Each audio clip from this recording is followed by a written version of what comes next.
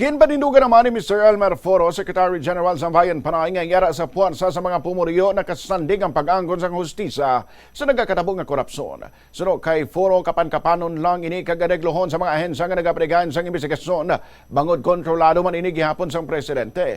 Pahayag niya manginang Independent Commission for Infrastructure ang patod nga wala man sa ikasara nga ihatag ang hustisya sa pumuluyo. Maasahan gihapon naton ang hustisya bangod ginpakita naton ang aton ululupod nga pagulat. Ang ibilin namon sa inyo bilang katapos ang kahublagan kontra korupsyon, dapat bala naton isalig sa Malacañang ang paghatag sa hustisya patok sa korupsyon.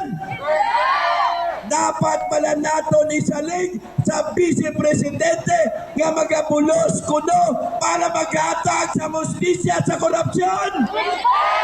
Dapat pala nato isalig sa Kongreso kag sa Senado ang basta lang sa pumuluyo batok sa korupsyon.